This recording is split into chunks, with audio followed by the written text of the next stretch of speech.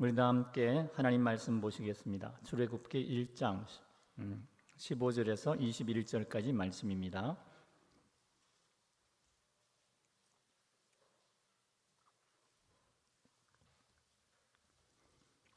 애굽 왕이 기브리 산파 시프라라 하는 사람과 부하라 하는 사람에게 말하여 이르되 너희는 기브리 여인을 위하여 해산을 도울 때에 그 자리를 살펴서 아들이거든 그를 죽이고 딸이거든 살려두라. 그러나 산파들이 하나님을 두려워하여 애굽 왕의 명령을 어기고 남자 아기들을 살린지라. 애굽 왕이 산파를 불러 그들에게 이르되 너희가 어찌하여 이같이 남자 아기들을 살렸느냐. 산파가 바로에게 대답하되 히브리 여인은 애굽 여인과 같지 아니하고 건장하여 산파가 그들에게 이르기 전에 해산하였더이다 하매 하나님이 그 산파들에게 은혜를 베푸시니 그 백성은 번성하고 매우 강하시니라. 21절 같이 보겠습니다. 그 산파들은 하나님을 경외하였으므로 하나님이 그들의 집안을 흥왕하게 하신지라. 아멘. 네, 오늘 말씀 안에서 아브라함의 복, 이삭의 순종의 복, 또 하나님을 경외하는 복이 우리 모두에게 충만하게 부어지기를 축원합니다. 우리 이런 마음을 담아서 옆에 계신 분들에게 이렇게 인사하겠습니다. 아브라함의 믿음의 복, 이삭의 순종의 복, 그리고 경외하는 복을 받아 누리시기를 바랍니다. 인사하겠습니다. 아브라함의 믿음의 복, 이삭의 순종의 복, 경외하는 복을 받아 누리시기를 바랍니다. 네, 다소 길지만 복을 많이 받으면 받을수록 좋죠. 하나님께서 우리 모두에게 아브라함의 믿음의 복, 이삭의 순종의 복, 그리고 하나님을 경외하는 복을 충만하게 부어주시기를 다시 한번 축원합니다. 아프리카 마을 어느 축제 현장에 추장이 나와서 그 마을에 모인 사람들에게 퀴즈를 냈습니다. 여러분, 넌센스니까 잘 맞추십시오. 추장보다 더 높은 존재가 있는데 혹시 아시는 분? 이렇게 하니까요 사람들이 갑자기 조용해졌습니다. 아니, 마을에서 추장이 제일 높은데 추장보다 높은 존재가 있단 말이야? 근데 그 중에 어린 여자아이가 추장님 하고 손을 들더니 고추장이요 이렇게 했어요. 넌센스니까. 그래 추장이 거기 있는 동물하고 과일을 막 듬뿍 선물을 줬습니다. 그리고 다시 문제를 냅니다. 여러분 무슨 문제인지 알겠죠? 그런데 고추장보다 더 높은 존재가 있어요. 여러분 혹시 아시는 분? 그러니까 저기 있던 어떤 아줌마가 저요 초고추장이요. 네, 맞췄습니다. 그리고 또 선물을 받았습니다. 자, 이제 마지막 문제입니다. 고추장보다 초고추장보다 더 높은 존재가 있는데 혹시 아시는 분? 네, 저 오른쪽에 있던 할머니 한 분이 손을 들더니 주장님 태양초 고추장요. 네, 그래서 막 웃었다는 이야기가 있습니다. 웃을 때 웃지 못하는 분은 참 문제가 있을 수 있어요. 많이 웃으시기 바라요. 여러분, 추장이 그 마을에서 최고 높은 존재이지만 그러나 추장도 건강을 잘 챙겨야 되기 때문에 고추장이 어쩌면 추장에게는 더 높은 존재일 수 있죠. 그럼 고추장 중에는 만든 재료에 따라서 더 좋은 게 있을 수도 있잖아요. 여러분, 이런 일상의 원리들이 무엇을 설명합니까? 이 땅의 어떠한 초월적 존재, 최고 높은 권위를 가진 존재도 상대적이라는 거예요. 그런데 이 세상의 어떤 권세자도 상대적으로 그 가치를 비교할 수 없는 존재가 계신데 그분이 바로 전능하신 하나님이십니다. 하나님은 추장이 문제 맞춰서 선물 주는 정도가 아니라 우리의 삶에 날마다 복을 부어주기를 원하십니다. 여러분, 오늘 본문 말씀을 통해서 명문 가문의 복을 저와 여러분이 받아 누릴 수 있기를 축원합니다. 오늘 본문은 시프라와 부하라고 하는 두 산파와 관련된 사건입니다. 이 두 산파가 어느 날 파라오 이집트 왕의 부름을 받습니다. 갔더니 왕이 두 사람에게 엄격하게 명령을 내립니다. 너희들이 히브리 산파로서 앞으로 임산부가 아이를 낳을 때 조산을 도우면서 만일 여자아이면 살려주고 남자아이면 죽여라. 군사들이 창과 칼을 들고 엄격하게 도열해 있는 그 무시무시한 현장에서 두 사람이 왕의 명령을 받았어요. 그런데 이 사람들이 왕의 명령을 지키지 않습니다. 남자아이를 살려줍니다. 그리고 하나님을 두려워함으로 말미암아 하나님이 그들에게 집안이 명문 가문이 되는 복을 주셨다는 거죠. 여러분, 이상하지 않습니까? 지금 창과 칼을 들고 서슬퍼렇게 명령하고 있는 목숨이 위험할 수 있는 왕의 명령을 어떻게 거역하냐는 거예요. 여러분, 그 당시 왕은 절대 권력자입니다. 자기들은 노예예요. 왕이 여차하면 구족을 멸하기도 합니다. 그런데 이집트는요, 태양신의 아들이라고 왕을 죽여 세우고 있었어요. 거역하는 그 순간 밝혀지면 죽는 거예요. 무엇이 이 두 사람이 왕의 명령을 무시하고 하나님을 두려워하게 만들었냐는 거죠. 여러분, 두 사람이 목숨이 몇 개 되는 불사신입니까? 아니면 두 사람은 파라오의 군대를 무서워하지 않을 정도의 자기 군대를 가지고 있습니까? 아니면 그들의 몸은 창과 칼도 통과하지 못하는 그런 강철로 만들어진 슈퍼우먼입니까? 도대체 이 두 사람이 무엇을 근거로 왕의 명령을 불순종하고 살리는 일을 하느냐는 것입니다. 여러분, 오늘 우리에게도요, 두렵게 우리에게 뭔가를 요구하는 어떤 사람이 있을 수 있고 어떤 상황이 있을 수 있고 그리고 어떤 때가 있을 수 있어요. 그런데 하나님은 그럴 때 우리에게 살리라고 말씀하십니다. 여러분, 그걸 우리가 두렵게 하는 그런 사람들의 또 상황이나 일을 함부로 무시하면 엄청난 손해를 볼 수도 있고 그리고 어려운 일을 겪을 수도 있고 미래가 어두워지는 그런 일이 생길 수 있어요. 그런데 하나님은 그런 순간에도 하나님을 두려워해서 살리라는 말씀을 계속해 주시는 거예요. 그럼 그럴 때 어떻게 우리가 보이는 현실이 뻔한데 내가 손해보고 내가 어려움을 겪을 수 있는데 그것을 포기하고 하나님의 명령을 따를 수 있냐는 말이죠. 여러분, 우리는 몸이 여러 개나 됩니까? 홍길동처럼 분신술을 쓸 수 있어서 내 일도 하고 다른 사람 일도 도와줄 수 있습니까? 아니면 우리는 돈이 너무 많아서 내 돈을 이리저리 다른 사람을 위해 사용해도 펑펑 남아 돕니까? 아니면요, 우리는 시간이 24시간이 아니라 240시간 하루에 그렇게 시간을 사용할 수 있습니까? 도대체 어떻게 하나님께서 살리라고 하는 일에 우리 자신을 드리고 하나님을 경외하는 삶을 살 수 있냐는 거죠. 오늘 본문의 내용은 간단하지 않습니까? 요셉이 죽고 나서 한 300년쯤 뒤에 요셉의 언덕을 알지 못했던 그런 이집트의 새 왕조가 세워집니다. 그리고 그 왕조의 파라오가 히브리 민족을 보니까 히브리 민족이 너무 강성한 거죠. 자칫하면 바깥에 있는 어떤 사람들과 결탁을 맺고 이집트를 전복할 수 있는 그런 위기를 느낀 거죠. 그래서 이 파라오가 무슨 정책을 쓰냐면 일단 히브리 사람들을 노예로 만들어 버립니다. 옛날에 우리나라 일제 시대에 우리 민족을 글을 가르치지 않고 중요 요직에 등용을 시키지 않고 정말 천민처럼 종처럼 만들잖아요. 파라오가 그랬어요. 그런데요, 이 히브리 민족이 얼마나 강성한지 인구가 자꾸 늘어나요. 그래서 이제 파라오가 인구 억제 정책을 씁니다. 그들에게 강제 노역을 시켜요. 벽돌을 굽게 하고 들판에 나가서 모든 농작물과 노역에 동원하고 그리고 무슨 나무를 해오게 하고 틈을 안 줍니다. 애 낳을 시간을 안 줬어요. 그런데 이 히브리 사람들이 얼마나 강성한지 애굽 사람은 2사람 낳을 때 히브리 사람들은 10명, 20명 막 낳는 거예요. 인구가 더 늘어나요. 그러니까 이 파라오가 다시 취한 정책이 인구 말살 정책입니다.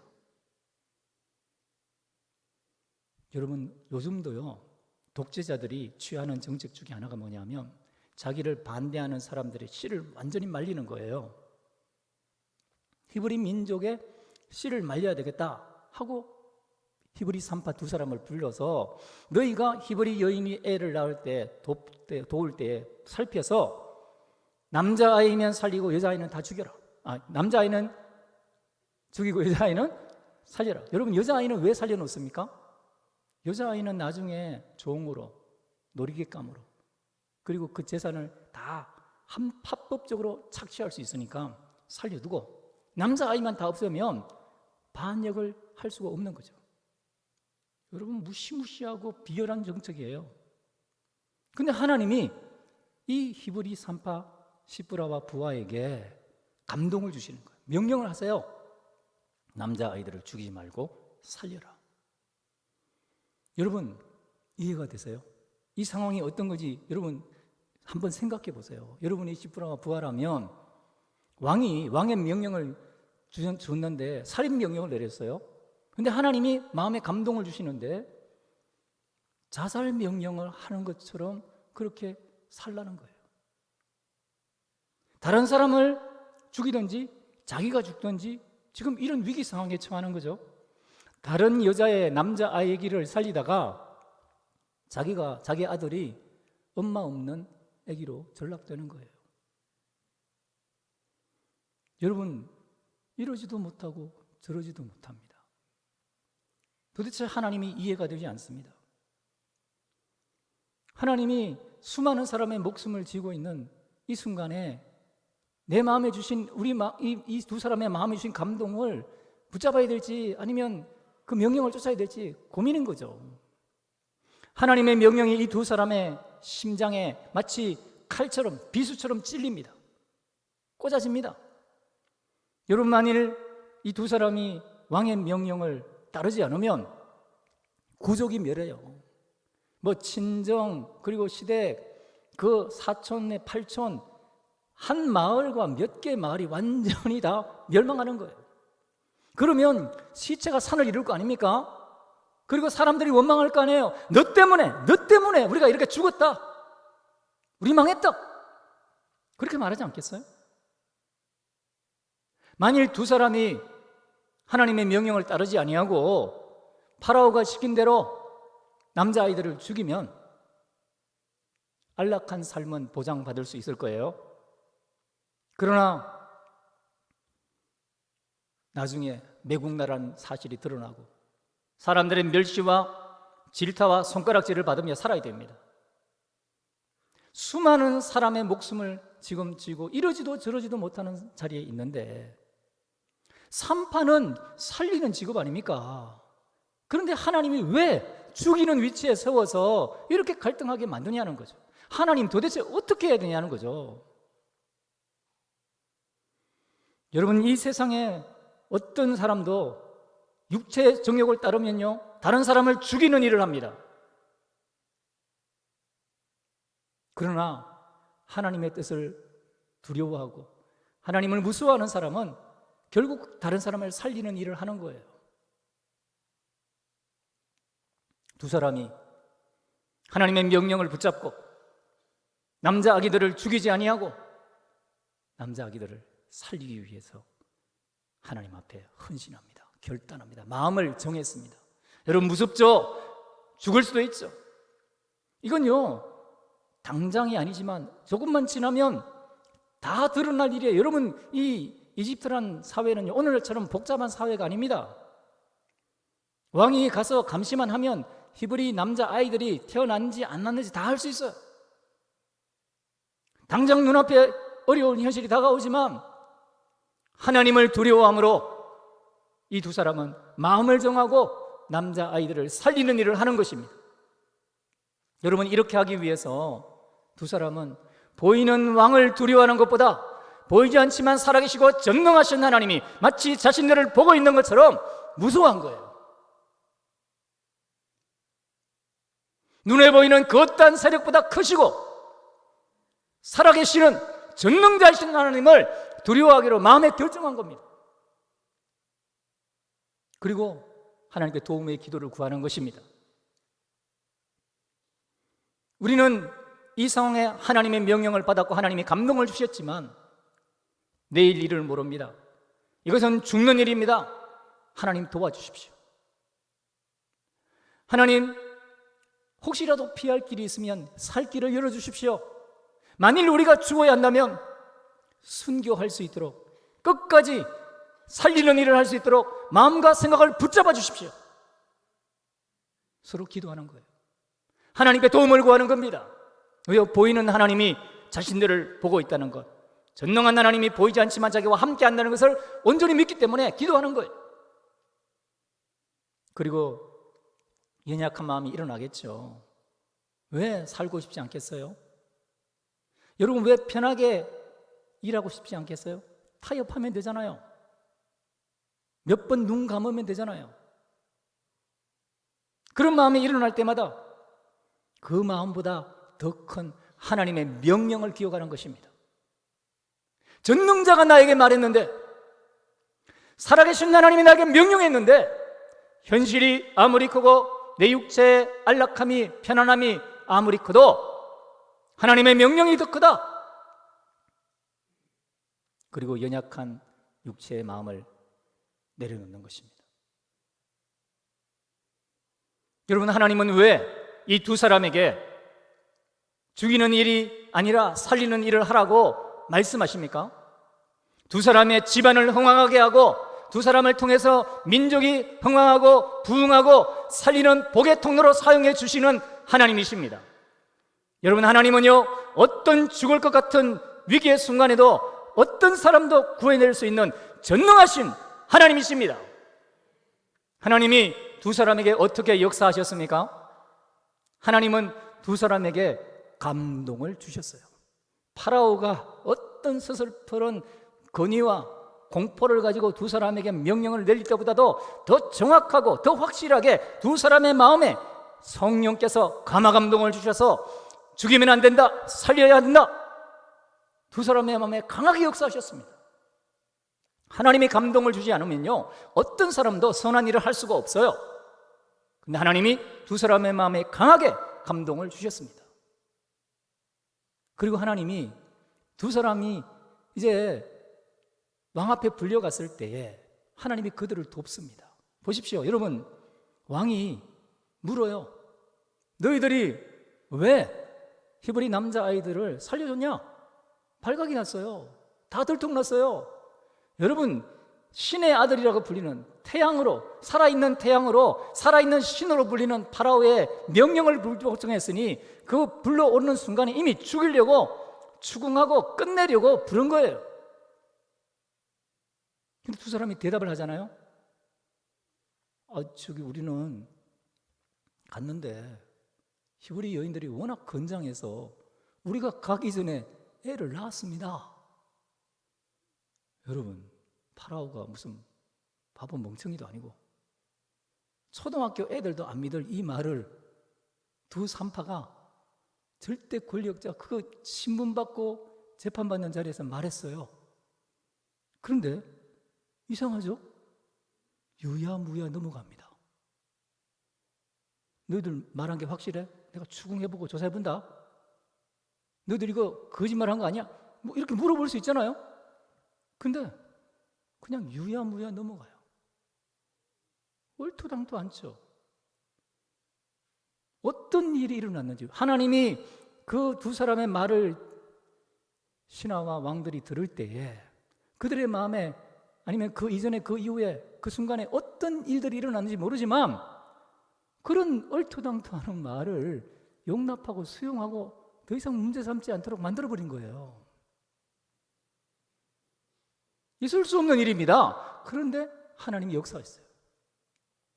그리고 하나님은 두 사람의 마음이 연약해지려고 할 때마다, 육체의 욕망을 따르고 싶을 때마다, 타협하고 싶을 때마다, 나라도 두 사람이 지금 다 하나님의 명령을 따르고 있는데 나만 혹시 배신하면, 저 사람이 혹시 배신하면 어떻게 될까? 그런 마음의 연약함이 일어날 때마다 하나님이 그 마음을 강하게 붙잡아 주는 것입니다.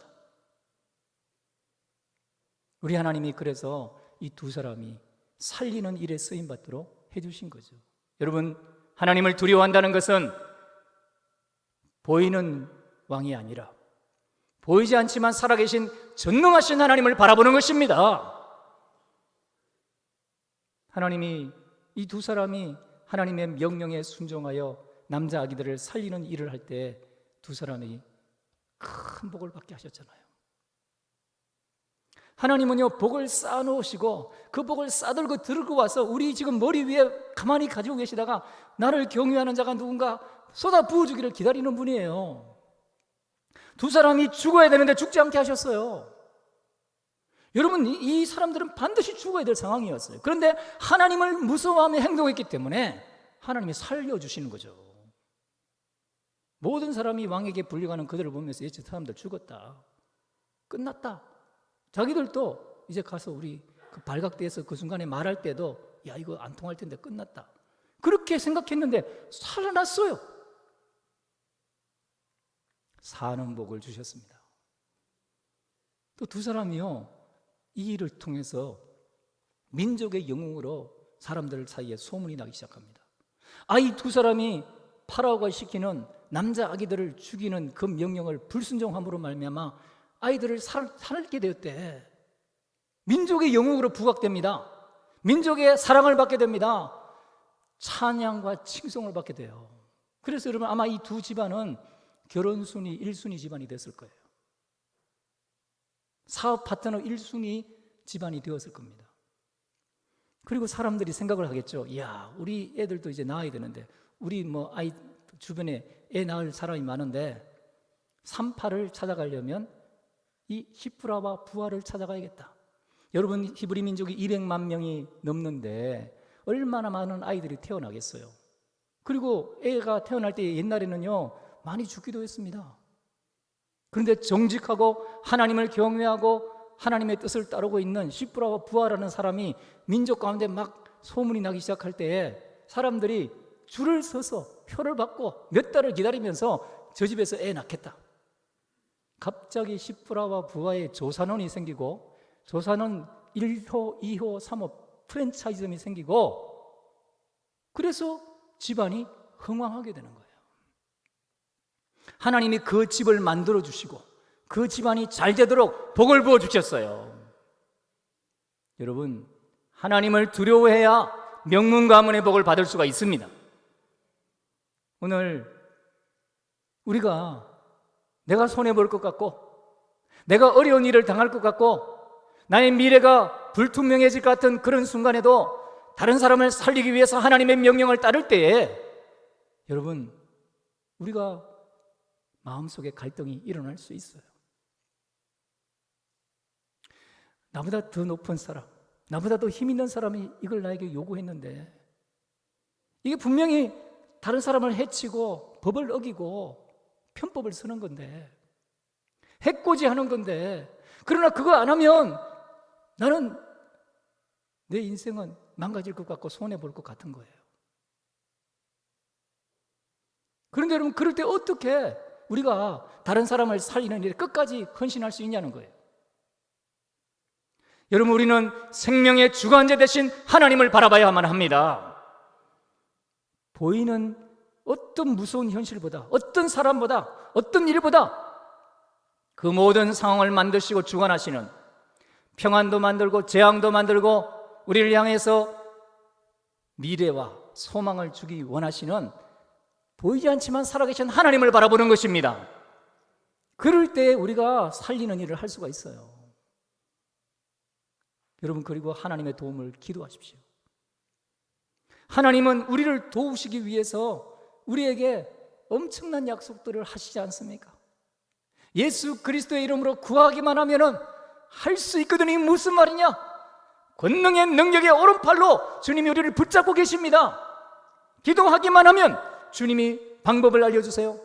여러분, 돈이 없어 힘들어할 것 같은데 돈을 주시기도 하고, 사람이 없어서 나 혼자일 것 같은데 때로는 하나님이 사람들, 그 일을 같이 할 사람들을 붙여주기도 하고, 어렵고 힘든 그런 문제들이 풀릴 수 있도록 하나님의 지혜를 공급하시기도 하는 거예요. 하나님의 도움을 구하면 하나님이 도와주십니다. 그리고 연약한 마음을 내려놓으십시오. 사람은 본능이 다 있죠. 죽음의 본능이 얼마나 무섭습니까? 왜 사람들이 일생에 매여 종로로 탑니까? 죽기가 무서워서 그래요. 내가 어려움을 당할 것 같고, 내가 손해볼 것 같고, 내 문제가 생길 것 같고, 내 자녀가 어려운 문제에 떨어질 것 같고, 당장 애들이 뭐 고3이고 아니면 가족 중에 아픈 사람이 있고, 그런데 그런 상황에 만일 그 자녀나 가족을 돌보지 않으면 문제가 생기고 어려워지는데, 근데 하나님은 힘들고 어려운 사람과 환경을 보면서 네가 가서 도와라, 살려라, 지지해라, 한편이 되어줘라, 적극적으로 후원해줘라, 그런 마음을 줍니다. 좀 편하게 있고 싶은데, 그때 하나님이 그 연약한 마음들을 몰아내 주세요. 하나님이 그 마음들이 들어올 때마다 물리쳐 주십니다. 그리고 하나님의 강한 믿음을 주세요. 능력의 손으로 우리를 붙잡으시고 내가 너와 함께한다, 세상 끝날까지 너를 도와준다, 주님의 강한 믿음을 불어넣어 주십니다. 여러분, 그래서 우리가 이겨나가는 거 아니겠습니까? 여러분, 하나님이 주시는 연약한 마음들이 물러갈 때, 그때 우리가 하나님 앞에 하나님이 어떤 존재인지를 깨닫게 되는 거예요. 왜 하나님이 우리에게 지금 현실에 다가오는 어려움들을 주시는 겁니까? 세상의 이 무서운 현실 앞에 만일 그것을 따르고 타협하지 않으면 어려움을 겪을 것 같은, 그러나 하나님의 성령은 내 마음에 하나님의 뜻대로 살라, 살려내라, 도와라 하는 마음을 왜 주십니까? 하나님은 세상의 어떠한 현실보다 크신 분으로 어떤 위기 속에서도, 어떤 괴로움 속에서도, 어떤 어려움 속에서도 우리를 살려낼 수 있는 전능자인 것을 깨닫게 하기 위해서, 그런 하나님을 보여주기 위해서 일하시는 겁니다. 여러분, 하나님이 주시는 감동을 붙잡으세요. 누군가를 도와야겠다, 내가 도우면 망할 것 같은 이 일에 문제가 풀어줄 수 있는 길이 있는데, 이게 역학관계 때문에 내가 나섰다가는 손해볼 것 같아, 가만히 있어야지. 그 마음과 하나님이 주시는 네가 나서라, 네가 하면 되지 않느냐, 사람이 살고 일이 되어지고 문제가 풀어지잖아, 네가 나가면 되잖아. 여러분, 하나님의 감동을 붙잡으세요. 여러분, 그런 감동을 주시는 분이 하나님이세요. 왜 감동을 주십니까? 그 일을 통해 여러분에게 복을 주시기 위해서. 지금 복을 싸들고 계신 하나님의 복을 받아 누리는 사람이 되도록 하기 위해서 하나님이 그 마음을 주십니다. 그 마음을 붙잡으세요. 그리고요, 혹시 우리가 그렇게 일하다가 실수하기도 해요. 정말 묻는데 제대로 대답도 못할 때가 있고, 그리고 행동도 다른 사람 볼 때, 야, 저 사람 행동을 내가 문제 삼아서 저 사람을 막 사장시켜야 되겠다, 취조하고 캐묻고, 그래서 해코지하고 죽이려는 악한 사람들이 있어요. 근데 하나님의 명령에 순종해서 하나님의 뜻 안에 있으면요, 그런 문제를 삼았던 상황 속에 있는데 그게 유야무야 사라져버려요. 희한하죠? 하나님이 없애버려요. 그걸 더 이상 문제되지 않도록 만들어버린다니까요. 그리고 하나님이 우리 마음에 강하게 역사하셔서 연약한 마음들을 물리쳐 주십니다. 육체의 욕망을 따르지 말아라. 세상은 잠시다, 그림자다, 안개다, 영원한 세계를 바라봐라. 하나님의 강한 성령의 역사로 우리의 마음이 견고하게 주님의 명령을 순종할 수 있도록 붙잡아 줍니다. 여러분, 그러므로 우리는 우리의 육체를 멸할 수 있는 사람도 있지만 그 사람을 두려워할 것이 아니라 영과 육을 능히 지옥에 멸하시는 하나님을 두려워해야 하는 것입니다. 여러분, 하나님은 우리가 살리는 일에 우리 자신을 드리고 이 세상의 어떤 무서운 현실에도 굴복하지 않고 주님의 뜻을 순종하며 하나님을 경외할 때에 바리바리 복을 싸들고 계시다가 명령에 순종하는 그 순간 찾아오셔서 하늘 문을 여시고 복을 한껏 부어주십니다.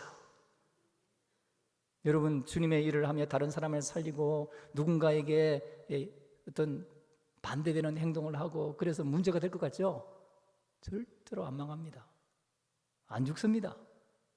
하나님이 살려주십니다. 하나님을 두려워하는 사람의 마음을 우리 주님은 보시고 계시고 그에 마땅한 복을 부어주시는데 잘되게 해주십니다. 여러분, 유명하게 만들어줘요. 야, 저 사람은 자기가 손해볼 걸 뻔히 알면서 다른 사람을 돕네. 나도 저 사람한테 도움을 받아야겠다. 저 사람은 믿을 만하다. 내 문제, 내 삶, 나의 어려운 것, 저 사람이 도와주면 해결될 거다. 유명한 사람이 되어버려요. 무명했었는데 그냥 그저 그런 사람이었는데 하나님이 그 사람의 복을 주니까 유명한 사람으로 만들어주는 거죠. 그리고 여러분, 하나님이 그 집안을 세워줍니다. 그런 사람 집안이면, 하나님을 두려워해서 다른 사람을 살리는 일을 하는 사람 집안이면 여러분, 사람들이 시집장가 보내려고 하지 않겠어요? 사돈 맺지 않으려고 하겠어요? 예? 그 집안이 정말 민족을 살리고 하나님의 나라를 살리는 영웅의 집안으로 만들어주시는 겁니다. 여러분, 우리는 하나님 앞에 이 일에 쓰임받기를 바랍니다.